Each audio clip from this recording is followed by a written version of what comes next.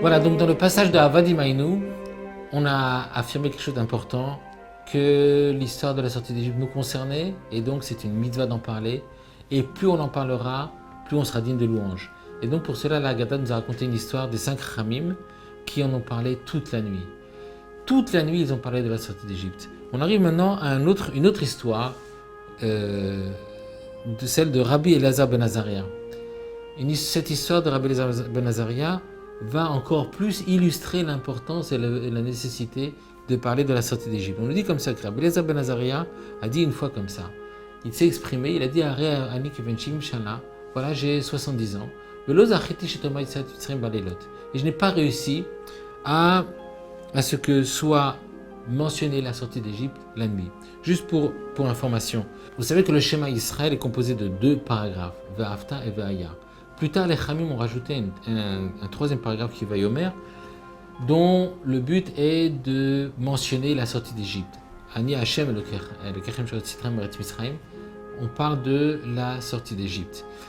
Et donc ce texte a été instauré dans nos prières, en plus des 2 premiers paragraphes. À l'époque de Rabbi Elazar ben Azaria, le Vayomer était dit le matin, à Shacharit, mais il n'était pas dit le soir à Arvit.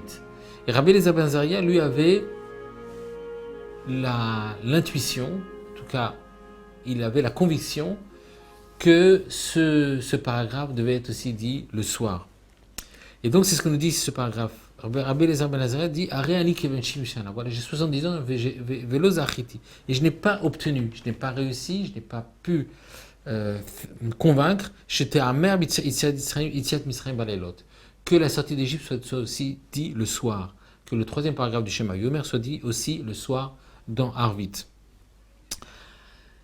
Il n'a pas réussi, Rabbi Elazar ben Azaria dit je n'ai pas réussi, jusqu'au jour est intervenu Benzoma. Jusqu'au moment où Benzoma est venu, Benzoma qui était aussi un des très grands Tanaïm, et lui, Benzoma a apporté une preuve. La preuve est basée sur le verset le afin que tu te souviennes de la sortie d'Égypte tous les jours de ta vie. Et donc Benzoma a trouvé dans ce verset une preuve comme quoi la sortie d'Égypte devait être aussi mentionnée le soir. Pourquoi ? Parce que le verset nous dit le kol yime chayecha. Si le mot kol c'est tous les jours de ta vie. Si le mot kol, si le mot tout n'était pas présent, j'aurais compris parfaitement que la sortie d'Égypte doit être dite tous les jours. Si c'était écrit tout simplement bime chayecha, les jours de ta vie, j'aurais compris parfaitement que tous les jours je dois parler de la sortie d'Égypte. Si le mot kom est rajouté, kol, si le mot kol, tout est rajouté, c'est bien pour rajouter encore une autre situation. Quelle est cette situation ? Kol ime chayecha, la vie à l'élot. Le mot kol est un yitour, est un mot supplémentaire. Ce mot supplémentaire, il induit une information supplémentaire, une injonction supplémentaire.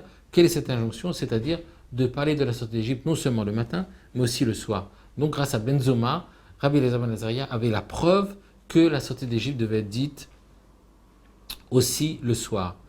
Et la Haggadah continue et nous dit que Chamim Omrim, Yimachayecha Olamazé, Kol Ibechayecha Lavilimot Mashiach. Alors, il y a différentes interprétations sur ce que dit Sir Chamim. On va donner une interprétation qui va aller dans le même sens, où les Chachamim approuvent donc la preuve de Benzoma, considèrent qu'effectivement le schéma doit être dit aussi le soir, mais il rajoute encore que le mot kol apporte encore une autre information, la Vilimot Mashiach, que même lorsque Mashiach viendra, on devra encore parler de la sortie d'Égypte. Voilà, donc ça c'est le sens simple de ce passage. Donc je récapitule. Rabbi Elazar ben Azaria nous dit « J'aurais souhaité prouver que la sortie d'Égypte soit mentionnée aussi le soir, mais je n'ai pas réussi à trouver la preuve. » Benzoma arrive et il dit « Moi je peux donner une preuve. » La preuve de Benzoma est acceptée et Chachamim nous disent que tu as raison. Effectivement, la sortie d'Égypte doit être mentionnée le soir, mais pas seulement le soir, mais aussi la Vilimot Mashiach. Même lorsque Mashiach viendra, on continuera à parler de la sortie d'Égypte. Donc ce passage de Amar Elazar ben Azaria est un passage qui, encore une fois, vient illustrer ce qui a été dit auparavant. Auparavant, on a dit qu'il y a une mitzvah, les saper b'tziat Misraim, v'chol ha'marbe les saper b'tziat Misraim, arez meshuba. Que plus on parlera, mieux ce sera. On a eu une illustration par l'histoire des 5 Chamim qui en ont parlé toute la nuit. Maintenant, on arrive à l'histoire de Rabbi Eliezer ben Azaria qui va beaucoup plus loin. Il dit que pas seulement toute la nuit, mais toutes les nuits.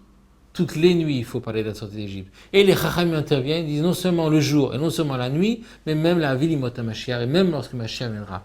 Après qu'on ait connu la rédemption amitite Vachelema, les prodigieux événements de l'ère messianique, malgré tout, on devra encore parler de la sortie d'Égypte parce qu'encore et encore, ce récit a des trésors à nous délivrer. Voilà, donc ainsi on a une deuxième histoire qui vient illustrer ce qui vient d'être dit. Il y a dans une sikha du rabbi où le rabbi va nous mettre le doigt sur un petit détail de ce récit.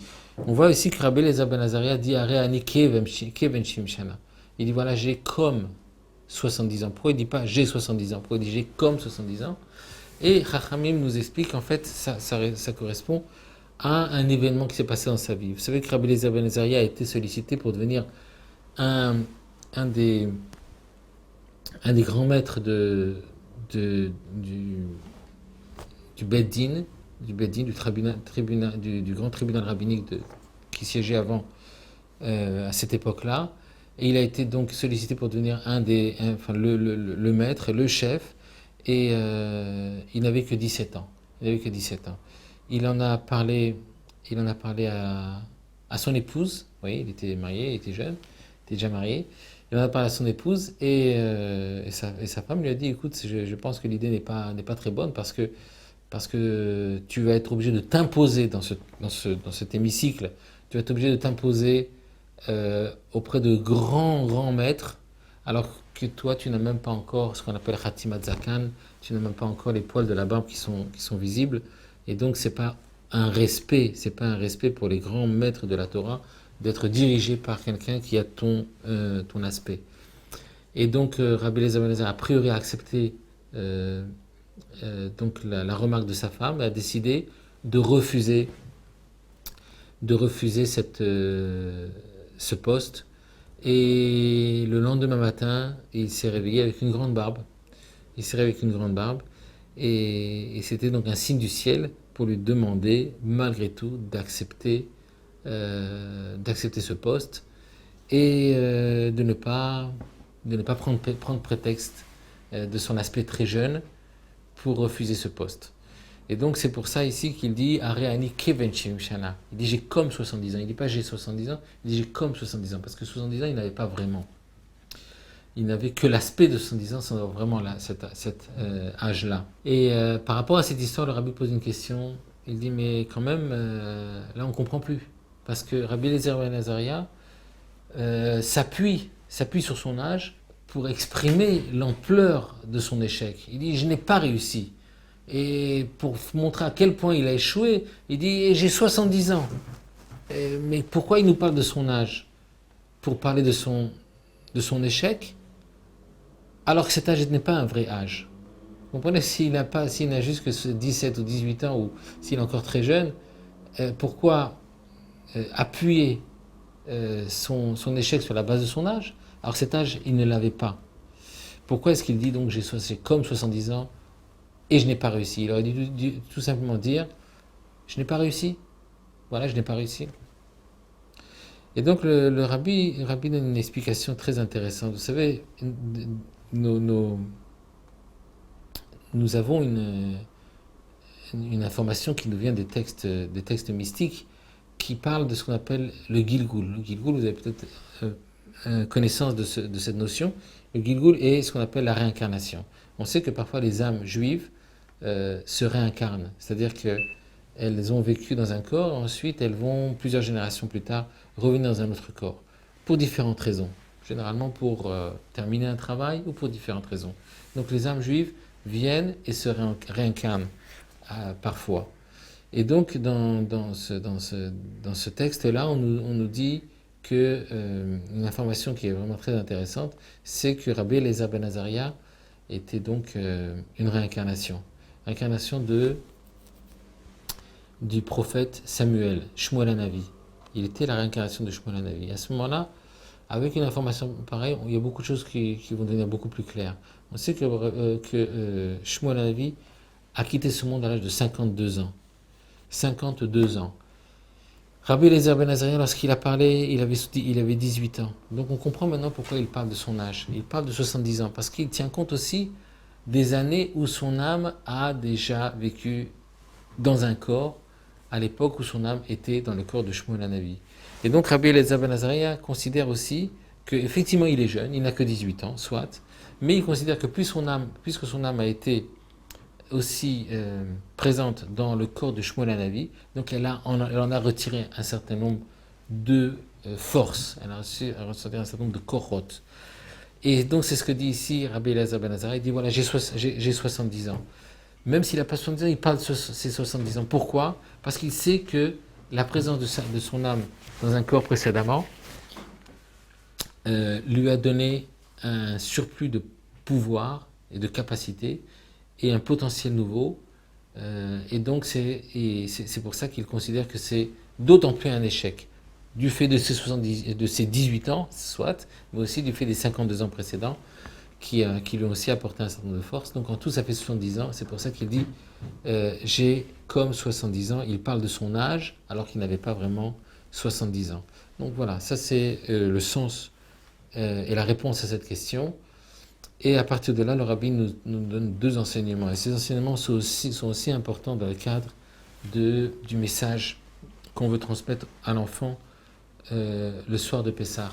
C'est tout simplement de se dire que parfois, une personne peut faire une auto-évaluation et il peut considérer que il n'a peut-être pas les capacités de ce qui lui est demandé.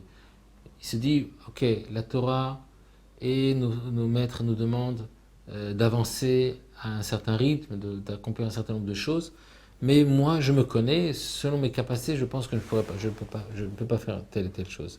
Et cette histoire-là vient répondre à cette réserve et nous dire, écoute, sache que tu n'es pas vraiment en mesure d'évaluer tes véritables capacités. Sache que si la Torah te demande quelque chose, c'est qu'en fait, tu en as les capacités. Si tu ne les vois pas, si du fait d'une analyse sincère de toi-même, tu n'arrives pas à trouver en toi ces capacités, sache que c'est normal. Pourquoi? Parce que peut-être que elles sont cachées dans ton âme du fait d'un précédent Gilgul, du fait d'une précédente présence de ton âme sur Terre. Donc, tu n'es peut-être pas capable de repérer ces capacités et ce potentiel que tu as, mais c'est sûr et certain que si la Torah te demande quelque chose, c'est qu'en fait, tu en as les capacités. Et donc, ton évaluation est une évaluation erronée parce qu'elle ne tient pas compte de tous les paramètres. Tu as peut-être d'autres forces que tu ignores. Voilà, donc ça c'est une première chose qu'un juif doit savoir, et un enfant aussi doit savoir, c'est que il doit avoir confiance en lui et que tout ce qui lui est demandé par ceux qui nous connaissent bien, c'est-à-dire avant tout notre Créateur et aussi nos Rachamim, eh bien c'est nécessairement quelque chose qui est en notre pouvoir. Donc ça c'est un premier enseignement très important. Deuxième enseignement que le rabbi nous rapporte aussi, c'est par rapport à l'idée de Mashiach. Vous savez que certains parfois s'interrogent, se demandent comment est-ce qu'on peut autant parler de Mashiach ou espérer annoncer que notre génération est la dernière génération de l'exil et celle qui va voir la venue de Mashiach, qui va mériter la venue de Mashiach, alors que notre génération n'a pas l'air très méritante, puisque quand on voit de quoi est composée notre génération, par rapport aux générations précédentes, on est loin de pouvoir leur ressembler. Il y avait des générations où il y avait un monde de Torah immense.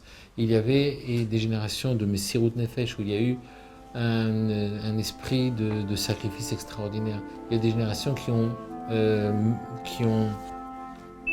été capables de passer des dizaines d'heures, des Teshachaot, nous dit la Gemara, 9 heures plutôt, à prier chaque jour. Des gens étaient capables de faire Shachrit pendant 9 heures par jour. Aujourd'hui, quand on arrive Quand on va passer 1 heure sur Shacharit, c'est pas sûr déjà qu'on va pas, il n'y a pas un moment où on va perdre la concentration. Et donc il y avait des générations extraordinaires. Eux n'ont pas fait venir Mashiach. Comment nous pouvons-nous prétendre faire venir Mashiach dans notre génération? Et la réponse à cela, c'est qu'en fait, nous ne devons pas faire uniquement l'évaluation de nos mérites, mais il faut tenir compte aussi des mérites des générations précédentes. Nous sommes, comme le Rabbi le dit, nous sommes une génération peut-être, une génération naine, mais nous sommes sur les épaules d'un géant. Qui est le géant? Les géants, ce sont les générations précédentes. Les générations qui étaient des géants de la Torah, des géants du Messirut Nefesh, des géants du don de soi pour Akadosh Baruch Hu. Et nous sommes sur leurs épaules.